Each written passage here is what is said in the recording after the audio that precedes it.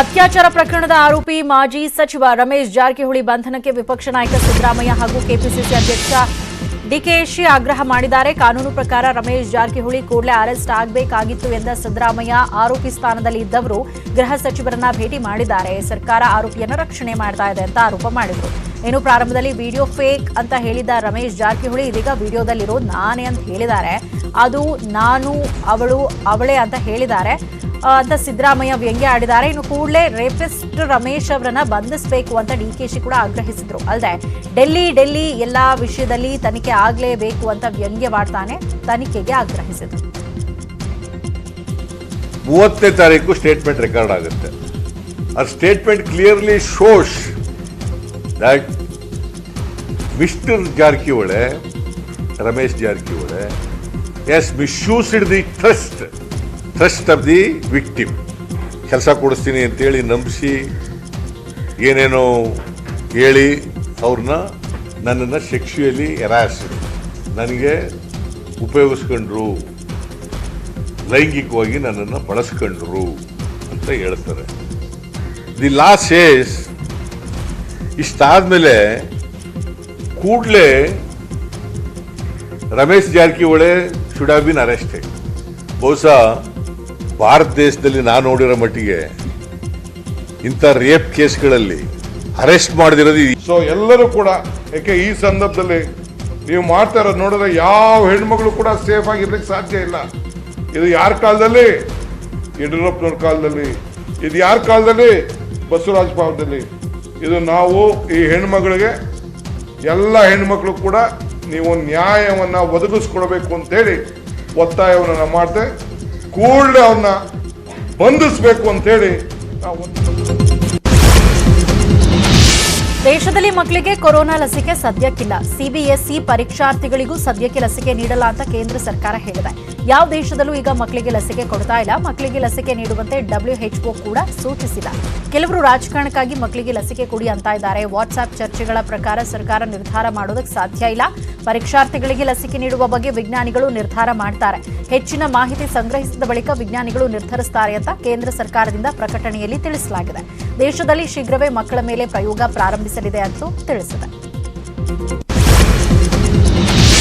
ಲಸಿಕೆ ಭಾರವನ್ನ ರಾಜ್ಯಗಳಿಗೆ ವರ್ಗಾಯಿಸಿದೆ ಕೇಂದ್ರ ಸರ್ಕಾರ. ಲಸಿಕೆಯನ್ನು ಸ್ವತಃ ಖರೀದಿಸಲು ರಾಜ್ಯಗಳೇ ಮನವಿಯನ್ನ ಮಾಡಿದ್ವು. ರಾಜ್ಯಗಳ ಬೇಡಿಕೆ ಆಧರಿಸಿ ಕೇಂದ್ರವು ಲಸಿಕೆ ನೀತಿ ರೂಪಿಸಿದೆ. ದೇಶದಲ್ಲಿ ಲಸಿಕಾ ಉತ್ಪಾದನಾ ಸಾಮರ್ಥ್ಯ ಬಗ್ಗೆ ಕೇಂದ್ರವು ರಾಜ್ಯಗಳಿಗೆ ತಿಳಿಸಿತ್ತು. ವಿದೇಶದಿಂದ ಲಸಿಕೆಗಳನ್ನು ಪಡೆಯುವ ತೊಂದರೆಗಳ ಬಗ್ಗೆಯೂ ರಾಜ್ಯಗಳಿಗೆ ತಿಳಿಸಿತ್ತು. ಆರೋಗ್ಯವು ರಾಜ್ಯ ಸರ್ಕಾರಗಳ ವಿಷಯವಾಗಿದೆ. ಹೀಗಾಗಿ ರಾಜ್ಯಗಳೇ ನೇರವಾಗಿ ಲಸಿಕೆಯನ್ನು ಪಡೆಯಬಹುದಾಗಿದೆ. ಮುಂದೆ ಹೆಚ್ಚು ಉತ್ಪಾದನೆ ಆದಾಗ ರಾಜ್ಯಗಳಿಗೆ ಹೆಚ್ಚು ಲಸಿಕೆಯನ್ನು ನೀಡಲಾಗುವುದು. ಇನ್ನು ವಿದೇಶಿ ಲಸಿಕೆಗಾಗಿ ಪೂರ್ವ ಬ್ರಿಡ್ಜಿಂಗ್ ಪರೀಕ್ಷೆಗಳಿಗೆ ಒಳಗಾಗಬೇಕಾಗಿಲ್ಲ. ವಿದೇಶಿ ಲಸಿಕೆಗಳ ಪರೀಕ್ಷೆ ಬಗೆಗಿನ ನಿಬಂಧನೆಗೆ ತಿದ್ದುಪಡಿ ಮಾಡಲಾಗಿದೆ. ಔಷಧಿ ನಿಯಂತ್ರಕದ ಅನುಮೋದನೆಗಾಗಿ ಯಾವುದೇ ವಿದೇಶಿ ಉತ್ಪಾದಕರು ಇನ್ನೂ ಅರ್ಜಿ ಹಾಕಿಲ್ಲ. ಭಾರತವು ಅಂತಾರಾಷ್ಟ್ರೀಯ ಲಸಿಕೆ ತಯಾರಕರೊಂದಿಗೆ ಸಂಪರ್ಕದಲ್ಲಿದೆ. ಫೈಜರ್, J&J, ಮೊಡರ್ನಾ ಕಂಪನಿಗಳ ಜೊತೆ ಹಲವು ಸುತ್ತಿನ ಸಭೆಗಳಾಗಿದೆ. ಅವುಗಳು ಲಸಿಕೆ ಪೂರೈಸಲು ಮತ್ತು ಇಲ್ಲೇ ತಯಾರಿಸಲು ಸಹಾಯ ನೀಡ್ತಾ ಇವೆ. ಆದರೆ ಅಂತಾರಾಷ್ಟ್ರೀಯ ಲಸಿಕೆ ಪೂರೈಕೆ ಸೀಮಿತವಾಗಿದೆ. ಫೈಜರ್ ಸೂಚಿಸಿದ ತಕ್ಷಣ ಆರಂಭಿಕ ಲಸಿಕೆ ಆಮದಿಗಾಗಿ ಕೇಂದ್ರ ಸರ್ಕಾರ ಸಿದ್ಧ ಇದೆ. ಈ ಬಗ್ಗೆ ಕೇಂದ್ರ ಸರ್ಕಾರ ಹೇಳಿಕೆಯನ್ನು ಬಿಡುಗಡೆ ಮಾಡಿದೆ. ರಾಜ್ಯ ಸರ್ಕಾರದಿಂದ ಕೋವಿಡ್ ನಿರ್ವಹಣೆ ಬಗ್ಗೆ ಇಬ್ಬರು ಡಿಸಿಎಂಗಳು ರಾಜ್ಯಪಾಲ ವಜುಭಾಯ್ ವಾಲಾ ಅವರಿಗೆ ವರದಿಯನ್ನ ನೀಡಿದ್ದಾರೆ. ಡಿಸಿಎಂಗಳಾದ ಗೋವಿಂದ್ ಕಾರಜೋಳ ಹಾಗೂ ಅಶ್ವಥ್ ನಾರಾಯಣ್ ಗವರ್ನರ್ಗೆ ವರದಿಯನ್ನ ನೀಡಿದ್ದಾರೆ. ಇಂದು ರಾಜಭವನದಲ್ಲಿ ರಾಜ್ಯಪಾಲರ ಭೇಟಿಯಾಗಿರುವ ಈ ಇಬ್ಬರು ಉಪಮುಖ್ಯಮಂತ್ರಿಗಳು ಕೋವಿಡ್ ನಿಯಂತ್ರಣಕ್ಕೆ ಮಾಡಿರೋ ಕ್ರಮಗಳು, ಲಸಿಕೆ ವಿತರಣೆ ಸೇರಿದಂತೆ ಸರ್ಕಾರ ಮಾಡಿರೋ ಕ್ರಮಗಳ ಕುರಿತ ವರದಿಯನ್ನ ನೀಡಿದ್ದಾರೆ. ಇದರ ಜೊತೆಗೆ ತಮ್ಮ ಜಿಲ್ಲೆಗಳ ಕೋವಿಡ್ ಸ್ಥಿತಿಗತಿ ಬಗ್ಗೆಯೂ ವರದಿಯನ್ನ ಕೊಟ್ಟಿದ್ದಾರೆ. ಲಾಕ್ಡೌನ್ನಿಂದ ಸಂಕಷ್ಟದಲ್ಲಿರೋರಿಗೆ ರಾಜ್ಯ ಸರ್ಕಾರ ಮೊದಲ ಪ್ಯಾಕೇಜ್ ಘೋಷಣೆ ಮಾಡಿದ್ದು, ಈ ಪ್ಯಾಕೇಜ್ ಹಣ ಸೋಮವಾರ ಫಲಾನುಭವಿಗಳಿಗೆ ವಿತರಣೆಯಾಗಲಿದೆ. ಸೋಮವಾರ ಸಿಎಂ ಯಡಿಯೂರಪ್ಪ 700 ಕೋಟಿ ಬಿಡುಗಡೆ ಮಾಡಲಿದ್ದಾರೆ. ಸಾಂಕೇತಿಕವಾಗಿ ಫಲಾನುಭವಿಗಳಿಗೆ ಹಣ ಬಿಡುಗಡೆ ಮಾಡಲಿದ್ದಾರೆ ಎಂದು ಕಾರ್ಮಿಕ ಸಚಿವ ಶಿವರಾಂ ಹೆಬ್ಬಾರ್ ಹೇಳಿದ್ದಾರೆ. 10 ರಿಂದ 12 ದಿನದ ಒಳಗೆ ಎಲ್ಲಾ ಫಲಾನುಭವಿಗಳಿಗೆ ಹಣ ವಿತರಿಸಲು ಸಿದ್ಧತೆ ಮಾಡಲಾಗಿದೆ. ಇನ್ನುಳಿದ ಕಾರ್ಮಿಕ ಸಂಘಟನೆಗಳಿಂದಲೂ ಪ್ಯಾಕೇಜ್ಗೆ ಮನವಿ ಬಂದಿದೆ. ಈ ಬಗ್ಗೆ ಸಿಎಂ ಯಡಿಯೂರಪ್ಪ ಅವರಿಗೆ ಮನವಿಯನ್ನ ಮಾಡಲಾಗಿದೆ. ಶೀಘ್ರವೇ ಸಿಎಂ ಈ ಬಗ್ಗೆ ನಿರ್ಧಾರ ಮಾಡಲಿದ್ದಾರೆ ಅಂತ ಹೇಳಿದ್ದಾರೆ. ಇನ್ನು ಮತ್ತಷ್ಟು ಸಮುದಾಯಕ್ಕೂ ಪ್ಯಾಕೇಜ್ ಸಿಗಬೇಕು. ಅದನ್ನ ಆರ್ಥಿಕ ಇಲಾಖೆ ಜೊತೆ ಸಿಎಂ ಚರ್ಚೆ ಮಾಡ್ತಾರೆ, ನಂತರ ನಿರ್ಧಾರ ಮಾಡ್ತಾರೆ. ಇಂದಿನ ಸಚಿವ ಸಂಪುಟ ಸಭೆಯಲ್ಲಿ ತಂದೆ ತಾಯಿ ಇಬ್ಬರನ್ನೂ ಕಳ್ಕೊಂಡ ಮಕ್ಕಳಿಗೆ ವಿಶೇಷ ಪರಿಹಾರ ನೀಡುವ ಬಗ್ಗೆ ಚರ್ಚೆ ಆಗಿದೆ ಅಂತ ಹೇಳಿದ್ದಾರೆ. 10ರಿಂದ 12 ದಿವಸದೊಳಗೆ ಎಲ್ಲ ಫಲಾನುಭವಿಗಳು ಹಣ ಸೇರಬೇಕು ಅಂತಕ್ಕಂಥ ಎಲ್ಲ ಸಿದ್ಧತೆಗಳನ್ನು ಮಾಡಿಕೊಂಡಿದ್ದೇವೆ. ಅತಿ ಶೀಘ್ರದಲ್ಲೇ ಫಲಾನುಭವಿಗಳಿಗೆ ಸಿಗುತ್ತೆ. ಪ್ಯಾಕೇಜ್ಗಳು ಹಲವಾರು ಸಮುದಾಯಗಳು ಮತ್ತು ವೃತ್ತಿಯ ಪರರು ಎಲ್ಲರೂ ಕೂಡ ಕೇಳಿದ್ದಾರೆ. ಮುಖ್ಯಮಂತ್ರಿಗಳು ಅವೆಲ್ಲವನ್ನು ಕೂಡ ಪರಿಶೀಲನೆ ಮಾಡಿ ಆರ್ಥಿಕ ಇಲಾಖೆ ಜೊತೆಗೆ ಚರ್ಚೆ ಮಾಡಿ ಆದಷ್ಟು ಬೇಗನೆ ಒಂದು ನಿರ್ಣಯ. ಧಾರವಾಡ ಜಿಲ್ಲೆಯಲ್ಲಿ ಸದ್ಯಕ್ಕೆ ಬ್ಲಾಕ್ ಫಂಗಸ್ನ ಔಷಧಿಯ ಕೊರತೆ ಇದೆ. ಬೇರೆ ಜಿಲ್ಲೆಗಳ ರೋಗಿಗಳು ಹೆಚ್ಚಾಗಿ ಬಂದಿರೋದ್ರಿಂದ ಈ ಸಮಸ್ಯೆ ಆಗಿದೆ ಅಂತ ಧಾರವಾಡ ಡಿಸಿ ನಿತೇಶ್ ಪಾಟೀಲ್ ತಿಳಿಸಿದ್ದಾರೆ. ಹುಬ್ಬಳ್ಳಿಯಲ್ಲಿ ಮಾತನಾಡಿದ ಅವರು, ಸದ್ಯ ಕಿಮ್ಸ್ನಲ್ಲಿ ಬ್ಲಾಕ್ ಫಂಗಸ್ಗೆ ಗುರಿಯಾದ 96 ಜನರಿಗೆ ಚಿಕಿತ್ಸೆಯನ್ನು ನೀಡಲಾಗ್ತಾ ಇದೆ. 20 ಜನರಿಗೆ ಶಸ್ತ್ರಚಿಕಿತ್ಸೆ ಮಾಡಲಾಗಿದೆ. ಇವತ್ತು 100 ವಯಲ್ಸ್ ಔಷಧಿ ಬರೋದಿದೆ. ಖಾಸಗಿಯಾಗಿಯೂ ಕಿಮ್ಸ್ ವತಿಯಿಂದ ದುಡ್ಡು ಕೊಟ್ಟು ಖರೀದಿಗೆ ಪ್ರಯತ್ನಿಸಲಾಗಿದೆ.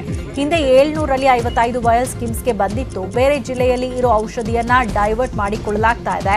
ನಮ್ಮ ಜಿಲ್ಲೆಯ ರೋಗಿಗಳ ಸಂಖ್ಯೆ ಕಡಿಮೆ ಇದೆ, ಬೇರೆ ಜಿಲ್ಲೆಯ ಸೋಂಕಿತರ ಸಂಖ್ಯೆ ಹೆಚ್ಚಾಗಿದೆ. ತಾರತಮ್ಯ ಇಲ್ಲದೆ ಬೇರೆ ಜಿಲ್ಲೆಗಳಿಂದ ಬಂದವರಿಗೂ ಚಿಕಿತ್ಸೆ ಕೊಟ್ಟಿರುವುದಾಗಿ ಧಾರವಾಡ ಡಿಸಿ ನಿತೇಶ್ ಪಾಟೀಲ್ ಹೇಳಿದ್ದಾರೆ. ಸರ್ಕಾರದ ವಿವಿಧ ಯೋಜನೆ ಸೇರಿದಂತೆ ಬೈ ಎಲೆಕ್ಷನ್ ಡ್ಯೂಟಿಗೆ ಹಾಜರಾಗಿದ್ದ ಹಲವು ಶಿಕ್ಷಕರು ಕೊರೋನಾದಿಂದ ಸಾವನ್ನಪ್ಪಿದ್ರು. ಪರಿಹಾರ ಸಿಗದೆ ಪರಿತಪ್ಪಿಸ್ತಾ ಇದ್ದ ಕುಟುಂಬಕ್ಕೆ ನೆರವಾಗುವಂತೆ ನ್ಯೂಸ್ 18 ಕನ್ನಡ ಸುದ್ದಿಯನ್ನು ಬಿತ್ತರಿಸಿ ಶಿಕ್ಷಣ ಇಲಾಖೆಯನ್ನು ಒತ್ತಾಯಿಸಿತು. ಕೊರೋನಾದಿಂದ ಸಾವನ್ನಪ್ಪಿದ ಶಿಕ್ಷಕರ ಕುಟುಂಬಕ್ಕೆ ಅನುಕಂಪದ ಆಧಾರದ ಮೇಲೆ ನೇಮಕ ಮಾಡಿಕೊಳ್ಳಲಾಗ್ತಾ ಇದೆ. 130 ಜನರಿಗೆ ನೇಮಕಾತಿ ಪತ್ರ ನೀಡಿದ್ದಾರೆ ಶಿಕ್ಷಣ ಸಚಿವ ಸುರೇಶ್ ಕುಮಾರ್. ಕೊರೋನಾದಿಂದ ಮೃತರಾಗಿರುವ ಶಿಕ್ಷಕರ ಕುಟುಂಬದ ಸದಸ್ಯರಿಗೆ ಶಿಕ್ಷಣ ಇಲಾಖೆಯ ಕಮಿಷನರ್ ಕಚೇರಿಯಲ್ಲಿ ನೇಮಕಾತಿ ಪತ್ರ ವಿತರಣೆ ಮಾಡಿದ್ರು. ರಾಜ್ಯದಲ್ಲಿ ಸರ್ಕಾರಿ ಖಾಸಗಿ ಶಾಲೆಯ ಒಟ್ಟು 682 ಶಿಕ್ಷಕರು ಕೊರೋನಾದಿಂದ ಸಾವನ್ನಪ್ಪಿದ್ದಾರೆ. ಈ ಕುರಿತು ನ್ಯೂಸ್ 18 ವಿಸ್ತೃತ ವರದಿಯನ್ನ ಪ್ರಸಾರ ಮಾಡಿತ್ತು. ಬೆಂಗಳೂರಲ್ಲಿ 8 ರಿಂದ 44 ವರ್ಷದೊಳಗಿನ ವಿವಿಧ ವರ್ಗಕ್ಕೆ ಲಸಿಕೆ ನೀಡುವ ಅಭಿಯಾನಕ್ಕೆ ಸಿಎಂ ಚಾಲನೆಯನ್ನ ನೀಡಿದರು. ಬಸವನಗುಡಿಯ ನ್ಯಾಷನಲ್ ಕಾಲೇಜ್ ಮೈದಾನದಲ್ಲಿ ಮೊದಲಿಗೆ ಬೀದಿ ಬದಿ ವ್ಯಾಪಾರಿಗಳಿಗೆ ಲಸಿಕೆ ನೀಡುವ ಕಾರ್ಯಕ್ರಮಕ್ಕೆ ಚಾಲನೆ ಕೊಟ್ಟರು. ಬಳಿಕ ಬಸವನಗುಡಿಯಲ್ಲಿರುವ ಮೆಟ್ರೋ ನಿಲ್ದಾಣದ ಕೇಂದ್ರದಲ್ಲಿ ಮೆಟ್ರೋ ಕಾರ್ಮಿಕರಿಗೆ ಲಸಿಕೆ ವಿತರಣೆ ಕಾರ್ಯದಲ್ಲಿ ಭಾಗಿಯಾಗಿದ್ದರು. ಮೆಟ್ರೋ ಸಿಬ್ಬಂದಿಗಳಿಗೆ ಉಚಿತ ಲಸಿಕೆ ನೀಡಲಾಗುತ್ತೆ. ಇಂದಿನಿಂದ 2 ದಿನ ಮೆಟ್ರೋ ನಿರ್ಮಾಣ ಕಾರ್ಮಿಕರಿಗೆ ಲಸಿಕೆಯನ್ನ ನೀಡಲಾಗುತ್ತೆ ಅಂತ ಸಿಎಂ ತಿಳಿಸಿದರು. ಕೊನೆಗೇರಿ ನಿವಾಸಿಗಳಿಗೆ ಲಸಿಕೆ ನೀಡುವ ಕಾರ್ಯಕ್ರಮ ಹಮ್ಮಿಕೊಂಡು ಅತ್ಯಂತ ಉಪಯುಕ್ತವಾಗಿದೆ.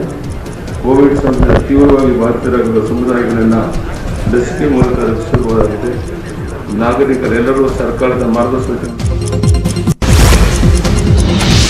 ಕೋವಿಡ್ ಸಂಕಷ್ಟದ ಕಾಲದಲ್ಲಿ ಬಡ ಜನರ ಪಾಲಿಗೆ ಹಲವರು ಸಹಾಯಕ್ಕೆ ನಿಂತು ಬೆನ್ನೆಲುಬಾಗ್ತಾ ಇದ್ದಾರೆ. ಕಾರವಾರದಲ್ಲಿ ಮಾಜಿ ಸೈನಿಕರು ಕೋವಿಡ್ ಸೋಂಕಿತರಿಗಾಗಿ ಹೋಮ್ ಐಸೋಲೇಷನ್ ಆಗಿದ್ದವರಿಗೆ ಉಚಿತ ಔಷಧಿ ನೀಡಿ ಸಲಹೆ ಸೂಚನೆಯನ್ನ ನೀಡುವ ಮೂಲಕ ಸಹಾಯ ಮಾಡುತ್ತಿದ್ದಾರೆ. ಉತ್ತರ ಪ್ರದೇಶದವರಾದ ವಿಕೆ ಸಿಂಗ್ ಕಾರವಾರದಲ್ಲಿ ಭಾರತೀಯ ಕದಂಬ ನೌಕಾ ಸೇನೆಯ ನಿವೃತ್ತ ಸೈನಿಕರು.